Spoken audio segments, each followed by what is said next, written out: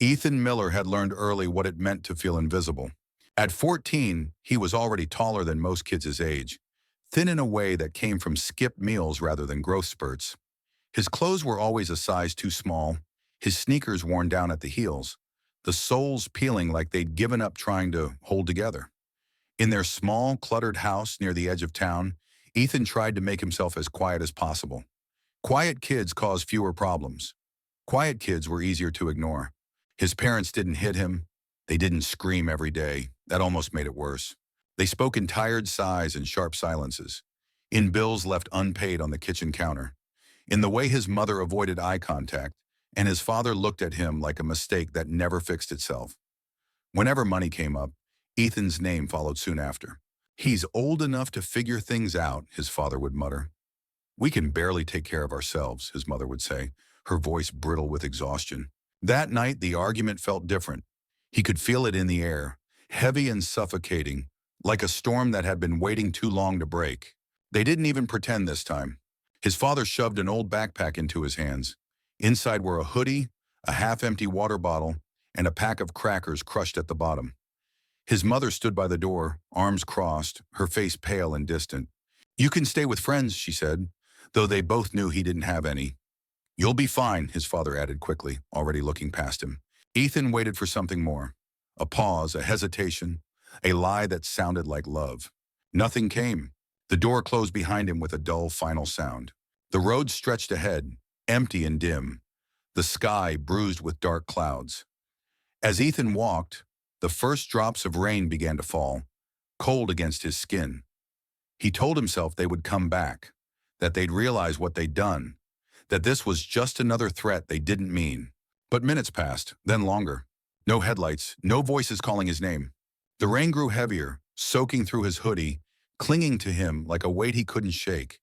His chest tightened, not with tears, but with something heavier, something hollow. Crying felt pointless. No one was there to see it. He didn't know where he was going. He just knew he couldn't go back. The road narrowed, turning into a dirt path that led toward the woods.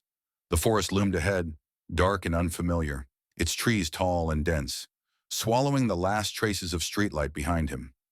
Ethan hesitated only for a moment before stepping inside. The world went quiet. No cars, no houses, just the sound of rain hitting leaves and his own uneven breathing. Each step carried him farther from the life he knew, thin, fragile as it was, and deeper into something unknown. Alone, soaked, and abandoned, Ethan disappeared into the forest, unaware that what waited beneath the ground would change everything he thought he knew about survival and himself. The forest swallowed Ethan whole. The rain softened as he pushed deeper between the trees, but everything else felt sharper. The air was damp and heavy, carrying the smell of wet soil and rotting leaves. His sneakers slipped in the mud with every step, his legs trembling from exhaustion.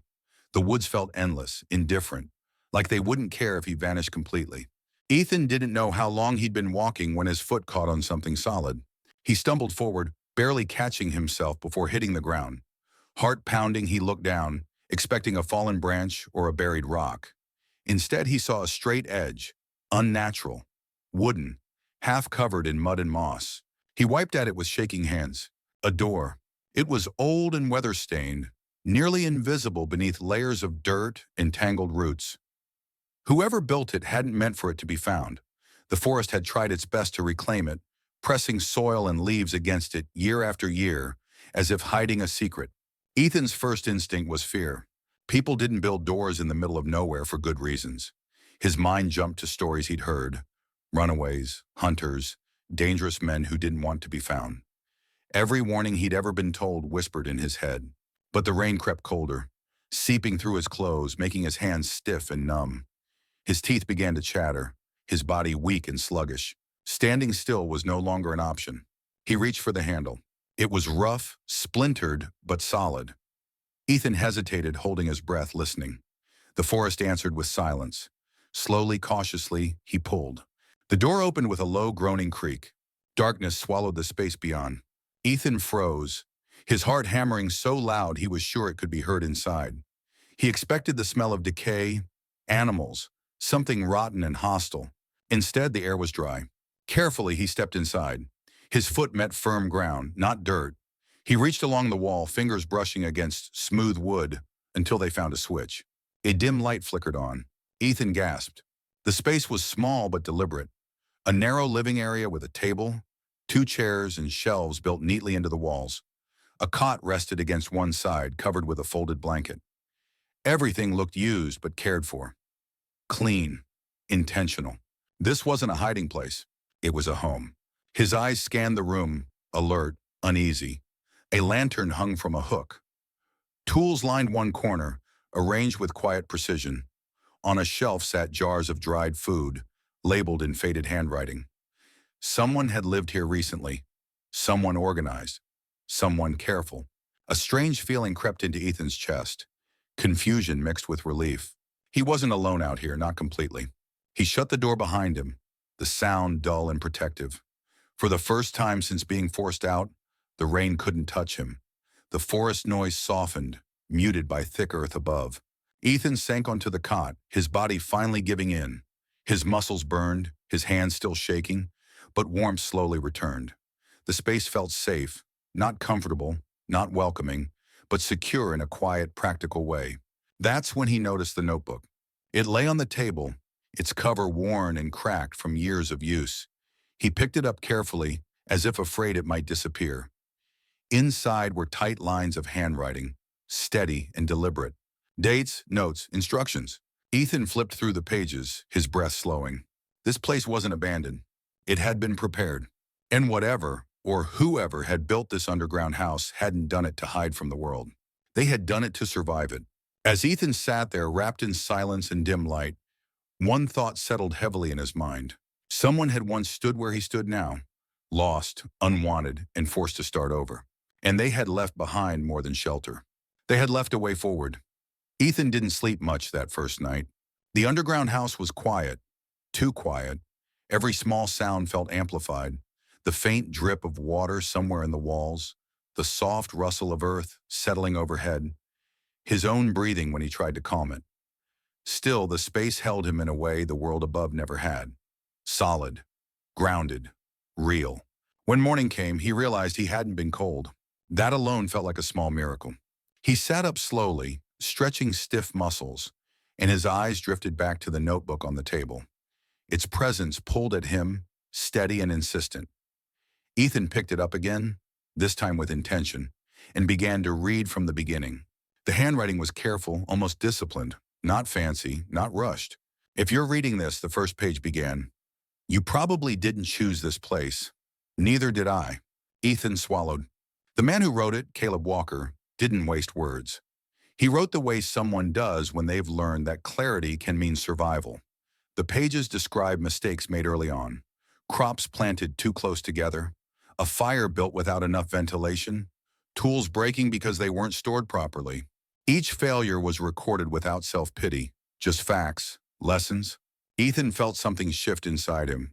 Caleb had been alone, hungry, afraid, and still he'd figured it out, one deliberate step at a time. As the hours passed, Ethan explored the house with new eyes. The shelves weren't just neat, they were methodical. Every item had a reason for being where it was. He found a second notebook near the cot, diagrams this time. Simple sketches of the house layout, the air vents, the drainage system that kept rainwater from flooding the space. This place wasn't luck. It was built by patience. Outside, the rain finally stopped. Sunlight filtered through the trees above, faint and distant, but enough to guide him to the small supply area tucked behind the house.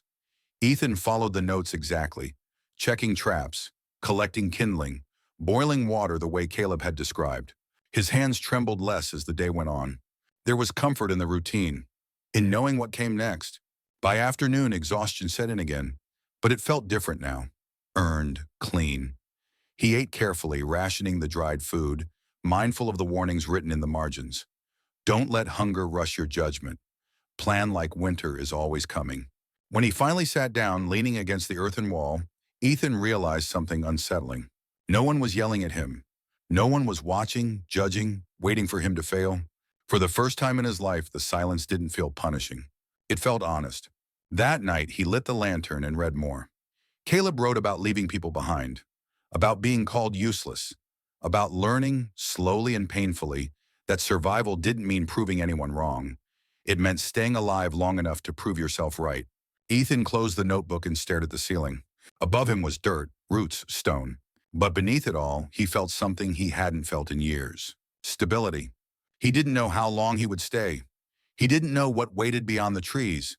But for the first time since the door had closed behind him, the future didn't feel like a dead end. It felt unfinished. And somewhere deep inside, fragile but growing stronger by the hour, Ethan understood the truth Caleb had written between the lines. Being abandoned doesn't end a life. It forces you to build one. The smell came first. It was sharp and acrid, cutting through the clean scent of damp earth that Ethan had grown used to. He froze mid-step outside the underground house, nostrils flaring as instinct kicked in. Smoke, not distant, not faint, close. A low wind pushed through the trees, carrying ash that clung to his sleeves and hair. Somewhere far off, a dull crack echoed, wood snapping under extreme heat. Ethan's chest tightened. Wildfire. He'd heard adults talk about it before, like it was something that happened on the news somewhere else. But now the forest around him felt volatile, restless, as if the ground itself was holding its breath. Ethan didn't panic, not right away. Caleb's words surfaced in his mind, steady and unyielding. Fear is natural. Freezing is optional. He moved fast, checking the vents, sealing what needed sealing, following the steps he'd memorized but never expected to use this soon. Smoke thickened in the air above, the sky turning an eerie orange as flames crept closer, feeding on dry underbrush and wind. Then he heard it. Voices. Faint at first, shouting, coughing. Panic carried through the trees. Ethan hesitated. Every part of him screamed to retreat underground, to shut the door and disappear. He could survive this. He knew that. The house was built for it. But the voices grew louder. Raw, desperate, unmistakably human. Before he could talk himself out of it, Ethan ran toward the sound. He broke through a line of brush and found them. 3 people, 2 adults and a teenage girl, disoriented and terrified. Their faces were streaked with soot, eyes wide and frantic. A fallen tree blocked the trail behind them, fire racing through the forest on both sides. "There's nowhere to go," one of the men yelled, his voice cracking. Ethan didn't stop to explain. He didn't have time. "Follow me," he shouted, surprising even himself with how steady he sounded. "I know a place." They stared at him, this thin, dirt-streaked kid standing in the middle of chaos. But desperation won. They ran. The heat pressed in from all sides, blistering and relentless. Ash rained down like dark snow. Ethan's lungs burned as he pushed forward, guiding them through a path he knew by heart now, one he'd walked dozens of times in calmer moments. When they reached the hidden door, the adults stared in disbelief. "What is this?" the woman gasped. "A shelter," Ethan said. "Get inside now." The door slammed shut behind them just as flames roared past the clearing. Inside, the underground house held firm. Smoke filtered faintly through the vents, but the air remained breathable. The walls stayed cool. The fire passed overhead like a furious storm. For a long time, no one spoke. The teenage girl started crying softly, the sound brittle and shaking. One of the men dropped to the floor, hands trembling, repeating the same words under his breath.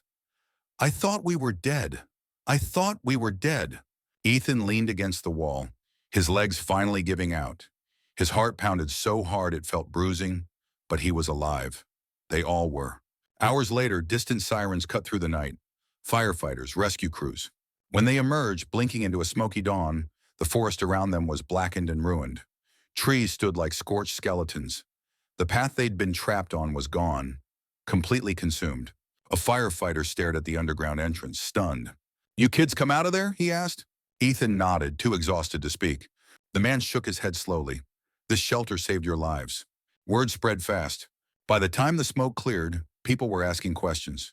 Reporters, officials, strangers who couldn't understand how a boy no one knew had survived where others hadn't. Ethan stood quietly among them, ash-streaked and silent, realizing something heavy and irreversible. The forest had tried to erase him. Instead, it had revealed him, and the world was about to find out who he really was. By morning, the fire was under control. Smoke still hovered low over the forest, turning the sunlight dull and hazy, but the danger had passed. Firefighters moved through the blackened ground, checking hotspots, calling out to one another. News vans lined the dirt road. People whispered, pointed, stared. And at the center of it all stood Ethan, wrapped in a borrowed jacket, face smudged with ash. He watched strangers talk about him as if he weren't there. The boy who led them out, the kid who knew where to go, the underground shelter. No one asked where his parents were. A ranger finally knelt in front of him, voice calm but curious. "Son, how did you know about that place?" Ethan hesitated. "How do you explain being unwanted? How do you explain learning to survive because no one else would help you?" "It was already there," he said simply. "I just listened." Later that day, a woman from social services spoke gently, asking careful questions. Where had he been living? Was there anyone he could call? Did he feel safe? Ethan answered honestly. For the first time, honesty didn't feel dangerous.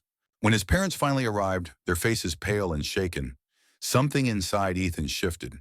They looked at him like strangers now, awed, frightened, uncertain. They reached for him with trembling hands, words spilling out in rushed apologies. But the weight of their voices no longer pressed him down. He listened. He nodded, and then, quietly, he stepped back. "I'm okay," he said, not angry, not bitter, just certain. The underground house was sealed off later that week, protected as a safety site. Caleb Walker's notebooks were carefully cataloged. His name, once forgotten, was finally spoken with respect. And Ethan? Ethan was given a choice. A foster family offered stability. A local community stepped forward with support. Counselors, teachers, people who wanted to help him grow instead of disappear. But what surprised everyone most wasn't what Ethan accepted. It was what he carried forward. He kept Caleb's lessons close. Patience, self-reliance, planning before panic. He learned in classrooms now instead of candlelight, but the grounding remained. The boy who once vanished into the woods walked into his future with steady steps. Months later, when reporters asked him how it felt to be called a hero, Ethan shook his head. "I didn't save anyone," he said. "I just didn't give up." And maybe that was the most shocking truth of all, because Ethan Miller wasn't special, he wasn't lucky, he wasn't chosen. He was abandoned. And instead of breaking, he built something solid beneath his feet. So let me ask you, what would you have done in his place? Would you have given in to fear or learned to survive when no one came back for you? If this story moved you, share your thoughts in the comments below. Your experiences matter here. And don't forget to subscribe to the channel for more emotional, powerful stories about resilience, survival, and unexpected strength. Sometimes the people the world gives up on are the ones who change it the most.